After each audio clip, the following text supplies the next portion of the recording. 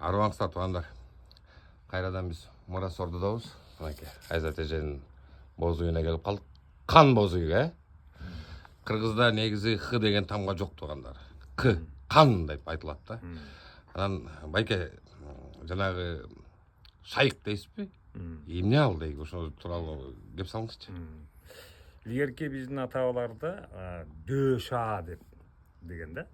Дөө бул куралдуу күчтөрдүн күчтүүсү болсо, полковниги, генералы. Генералы болсо, шаасы бул ак жолдо агартуучулар болгон да. Булар ыйыгы болгон. Бул биздин бороки башка бир ишенимдер келгиче эле биз өзү дөө шаа деп сүйлөгөнбүз. Анан ар бир жердин шайыгы болгон да. Шаа деген ошо жердин ээси деген, чоң деген сөз да.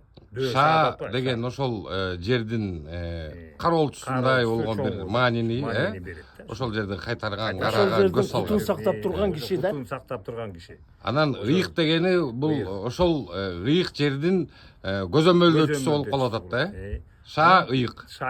Шайык. Анан жерлерибизде бүт биздин мазарларыбыз бар. Жети областта, ошо жети областта мазарлардын ээси ошону карап турган кароолчусу атын Шайык деп. Шайык деп коебуз. Кароолчу эмес, а шайык. Кароолчу десең таарынып калат да. Жанагы мен эле кароолчу болуп эле жүрүм. Мечиттерде сопу деп коет да андайлардычы. Мечитте сопу дейт андайларды. Биздин кыргызча түшүнүктөр боюнча шайык болуп калат, Мына туугандар билип алгыла, шайык деген сөз. Анан шайыкты мага айтып атышат, шейх деп болбо депчи. Негизи ушул шайык деген сөздөн шейх деген сөз алынган деп мен айта алам да. Себеби биздин аталарыбыз таасир берген да, дүйнө элине таасирин берип турган. Значит, биздин аталарыбыздын тили бөтөн элге сиңген да. Ошондой жыйынтык.